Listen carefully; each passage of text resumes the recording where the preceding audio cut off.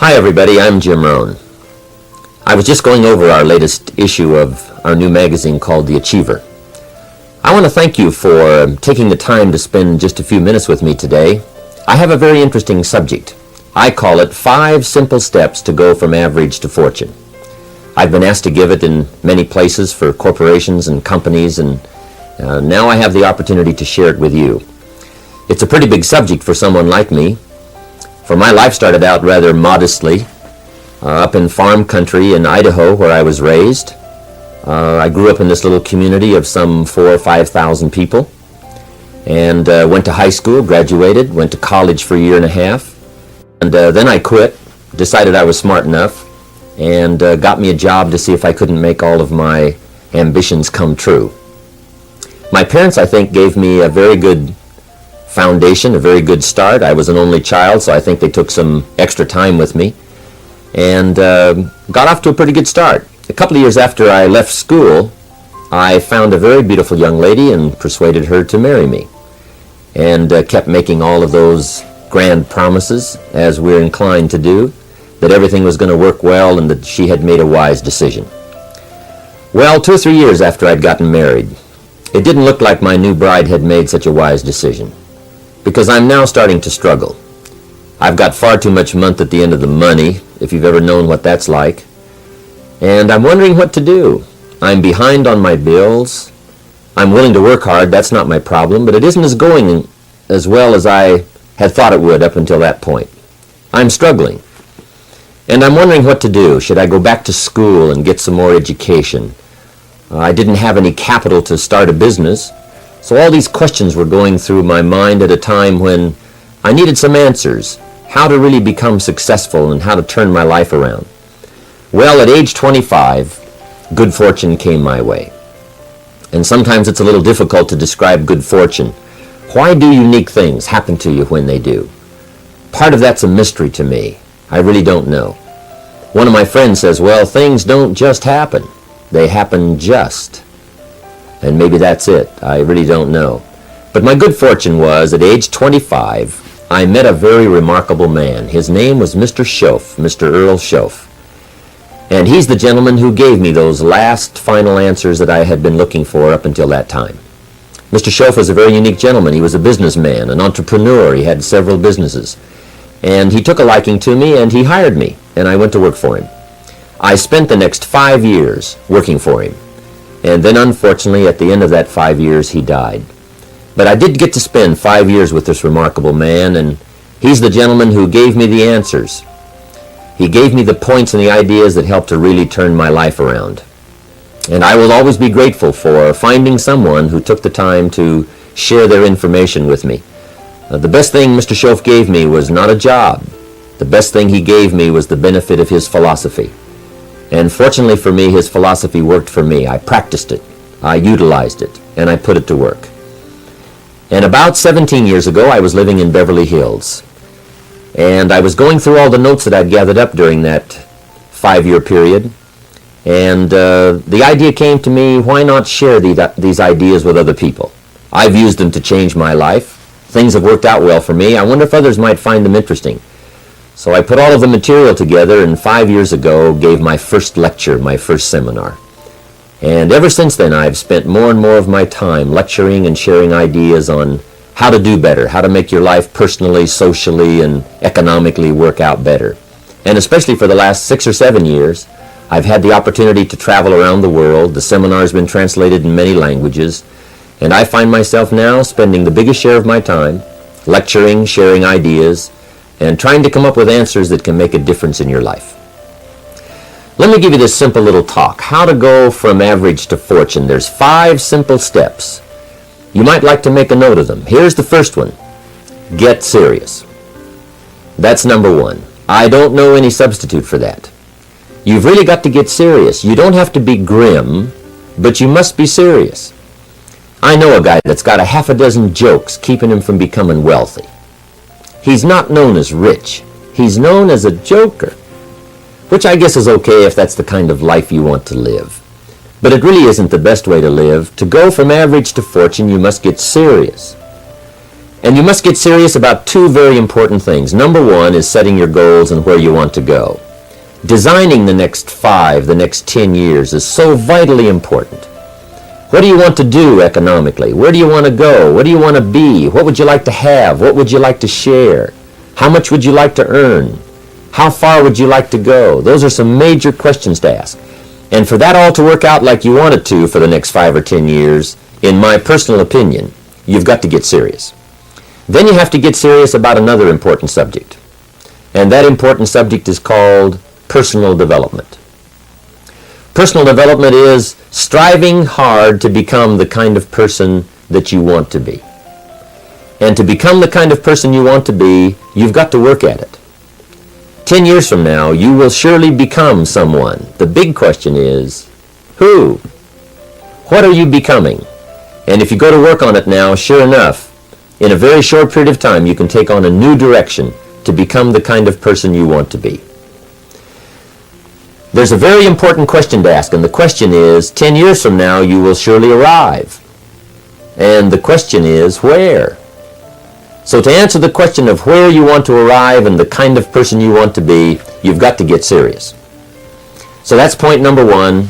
To make your life worthwhile and unique, to go from average to fortune, you've got to get serious. Now, the second point is, get smart. To make your life work out worthwhile, you've got to have some ideas. You've got to have the information. So you've got to be smart. In fact, in this decade, you must be much smarter than you were in the last decade. You've got to read the books. You've got to come up with the information. When I have a chance to talk to the high school kids, that's the theme of my talk. Get smart. There's nothing worse than being stupid.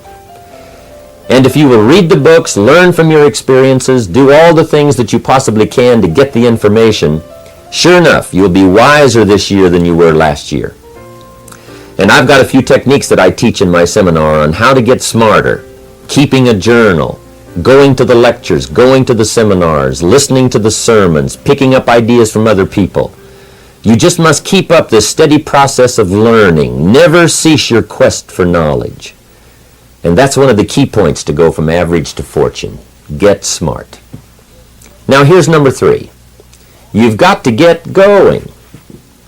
All of the things that you've learned will not do you that much good if you don't put it into an action plan. You've got to get going. In my management and leadership seminar, we teach game plans, how to put all the good things that you've learned into action. Economic action, social action, personal action. How to make the changes and how to actually do the work, how to actually function. Get going, that's the key. Some people are ever learning, but they don't put it into action. They don't really take the action. It's like the man who keeps bringing materials to the building site and never builds anything. He keeps bringing in the sand and the gravel and the windows and the doors and the roofing material, and he just stacks up all these supplies, but he never builds anything. See, if you do that long enough, fairly soon they'll come and take you away. You've got to do something with what you've learned. You've got to take action. You've got to get going. So that's one of the most important things to learn, how to design your days, how to design your weeks, how to design the months, so that you take the proper action to get the proper return that you're looking for, whether it's economic or personal. Get going. It's a major key. Now here's number 4. You must get excited. And not just the false enthusiasm of just pure positive thinking. You've got to get excited over some very basic things. One is, get excited over your ability to make yourself do the necessary things. Because discipline is major step 1 toward personal progress.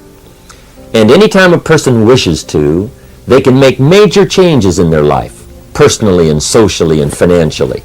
It doesn't ever have to be the same after today. No telling what you could do today if you really wish to. The act of murder is a clear indication that a person in one drastic act can forever change the course of their life. It just happens to be in the negative direction.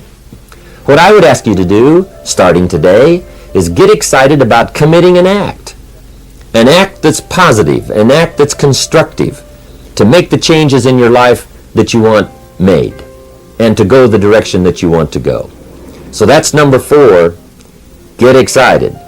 Get excited about your potential. Human capacity is usually never the problem.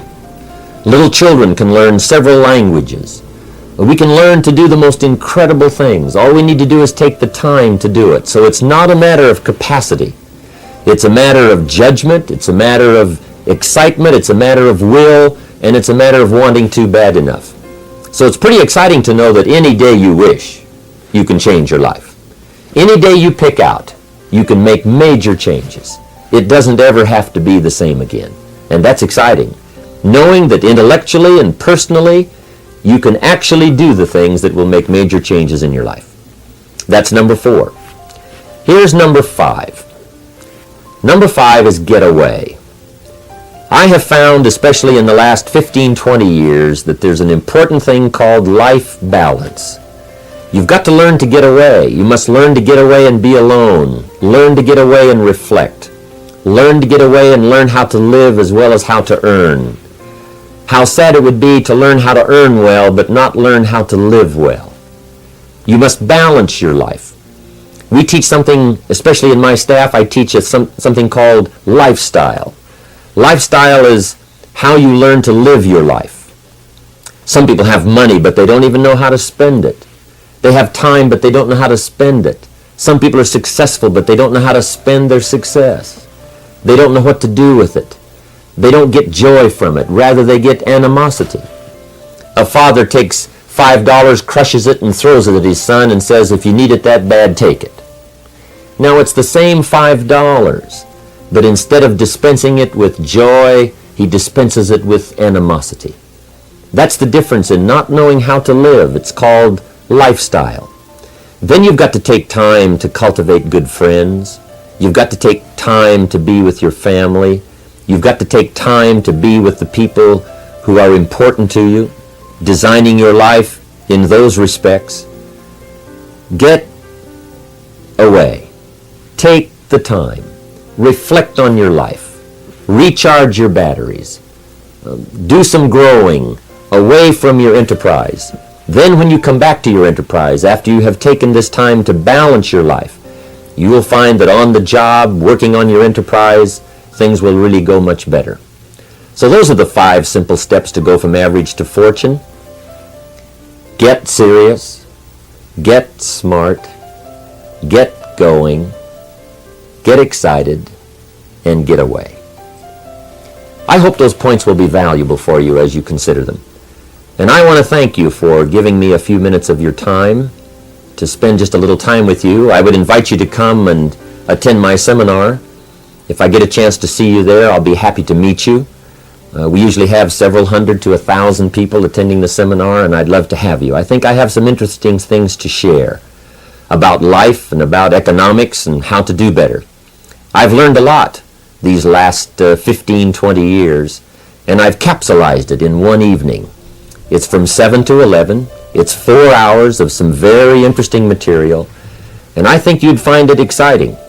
I've got some ideas to share. I don't claim they're right, I just claim they're my ideas.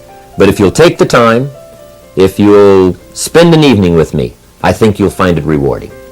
And I want to thank you for giving me this few minutes of your time.